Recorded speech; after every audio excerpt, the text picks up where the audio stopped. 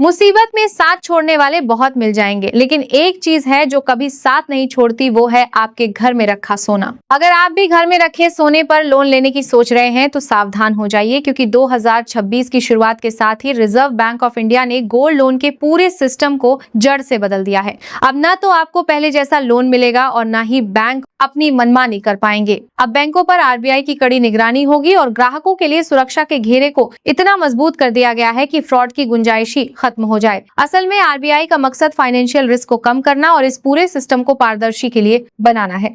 आज हम आपको उन 7 बड़े बदलावों के बारे में विस्तार से बताएंगे जो सीधे आपकी जेब और आपके कीमती सोने पर असर डालने वाले हैं। दोस्तों, सबसे पहली और सबसे बड़ी बात है लोन टू वैल्यू, यानी आपके सोने के बदले मिलने वाली रकम। नए नियमों के मुताबिक अब छोटे लोन लेने वालों को ज्यादा प्राथमिकता दी गई है।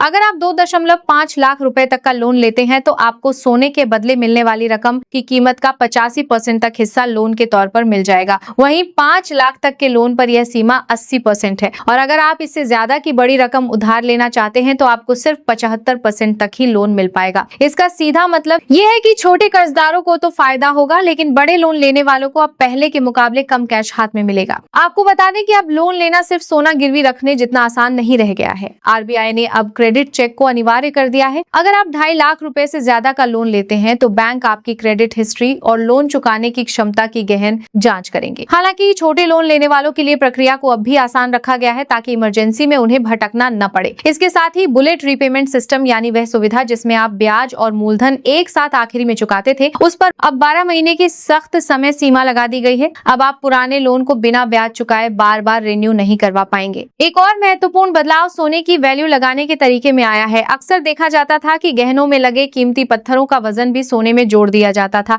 लेकिन अब ऐसा नहीं होगा। अब बैंक केवल शुद्ध सोने के वजन को ही आधार मानेंगे, उसमें लगे पत्थरों या मोतियों की कोई कीमत नहीं जोड़ी जाएगी। इतना ही नहीं, लोन की राशि तय करने के लिए पिछले 30 दिनों की औसत कीमत या मौजूदा बाजार भाव, इन दोनों में से जो भी कम होगा उसी के आधार पर लोन सैंक्शन किया जाएगा। दोस्तों, अक्सर ग्राहकों को यह शिकायत रहती थी कि लोन चुकाने के बाद भी बैंक उनका सोना वापस करने में हफ्तों लगा देते थे, लेकिन अब आरबीआई ने बैंकों पर लगाम कस दी है। लोन का पूरा भुगतान होने के बाद बैंक को मात्र 7 वर्किंग डेज के भीतर ग्राहक का सोना सुरक्षित वापस करना होगा। अगर बैंक इसमें 1 दिन की भी देरी करता है तो उसे ग्राहक को रोजाना 5,000 रुपए का भारी जुर्माना देना पड़ेगा। यह नियम ग्राहकों के हक में एक बहुत बड़ी जीत माना जा रहा है। अगर किसी कारणवश ग्राहक लोन नहीं चुका पाता तो नीलामी की प्रक्रिया को भी अब पूरी तरह शीशे की तरह साफ कर दिया गया है। बैंक को नीलामी से पहले ग्राहक को नोटिस देना होगा, एसएमएस भेजना होगा और अखबारों में विज्ञापन भी देना अनिवार्य होगा। नीलामी की शुरुआती कीमत बाजार भाव के कम से कम 90% पर रखनी होगी और सबसे अच्छी बात यह है कि नीलामी के बाद अगर कोई अतिरिक्त राशि बचती है तो बैंक को वो पैसा 7 दिनों के भीतर ग्राहक को वापस लौटाना होगा। अंत में एक ऐसा बदलाव जो आपको हैरान कर सकता है, अब आप गोल्ड लोन लेकर नया सोना नहीं खरीद पाएंगे। आरबीआई ने स्पष्ट कर दिया है कि गोल्ड लोन का इस्तेमाल अब केवल मेडिकल इमरजेंसी या व्यापारिक जरूरतों के लिए ही किया जा सकेगा। सरकार चाहती है कि सोने का इस्तेमाल केवल मुसीबत के समय एक वित्तीय ढाल के रूप में हो,